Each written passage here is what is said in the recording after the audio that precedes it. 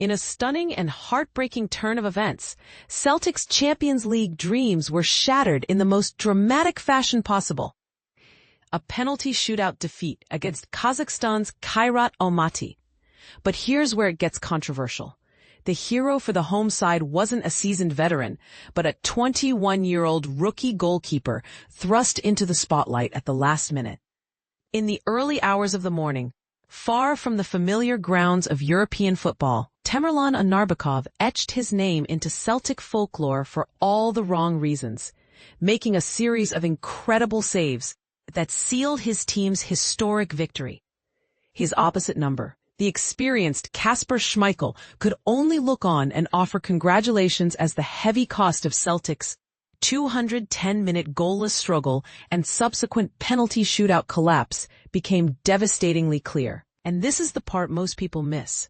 The psychological toll of missing crucial penalties, with Adam Ida, Luke McCowan, and Dyson Maeda all seeing their attempts saved by the emergency stand-in keeper. Now, the club's board faces intense scrutiny. Their much-criticized strategy of delaying new signings until Champions League qualification was secured now appears, in a bitter twist, to have been a prudent financial move. But this begs a thought-provoking and controversial question for fans. Would an earlier investment in fresh attacking talent have provided the composure and quality needed to break down a resilient opponent and avoid this fate altogether? Where does this massive failure leave the legacy of manager Brendan Rodgers? The financial ramifications are enormous. For a club of Celtic's stature, participating in the elite Champions League group stage is worth approximately 4 times the revenue and win bonuses available in the Europa League. A staggering financial blow. Instead, it is Kairat Almaty who have made history, becoming only the second team from Kazakhstan after Astana a decade ago to ever reach the promised land of the Champions League group stage. This outcome is a brutal reversal of fortune for Celtic, who just last season graced the 36-team group stage and even advanced to the knockout rounds. A visibly dejected Rodgers called the result very frustrating and bitterly disappointing, reflecting on the potential his team showed previously but utterly failed to display over these 2 critical legs. Here's a key strategic dilemma.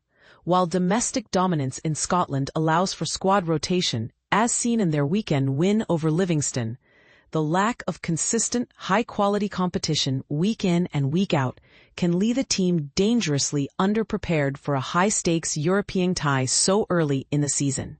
This very lack of squad depth and new signings had already caused significant anxiety among the Celtic support, 300 of whom made the monumental 3,500-mile pilgrimage to Central Asia, only to be heard chanting "sack the board" in their disappointment. The pressure is now immense, with a crucial Old Firm derby against Rangers looming this Sunday. Rodgers acknowledged the harsh reality, stating, "We all know the consequence. If you don't win the tie, then you drop into the Europa League. We want to be in the Champions League, but we aren't." On a hot, humid evening in a hostile, open-plan stadium, his team looked labored and struggled to create chances against a fiercely energetic and motivated opponent. The journey back to Glasgow was one of sorrow, with the manager describing it as a long, long journey ahead of a quick turnaround for their next big match. The game itself was a story of missed opportunities and a puzzling lack of urgency. Celtic didn't register their first chance until midway through the first half, a James Forrest effort saved by the heroic Anarbekov. The match was characterized by scrappy play and a flatlining entertainment value, not helped by the challenging conditions of humidity and high altitude, which seemed to sap Celtic's energy levels even further compared to their already poor performance in the first leg. Captain Callum McGregor summed it up saying, "It was pretty scrappy, but we had moments and on another night probably go through. It shows you that on any given night you have to be on the level. If you don't quite carry the luck and you're not quite there, then you won't go through."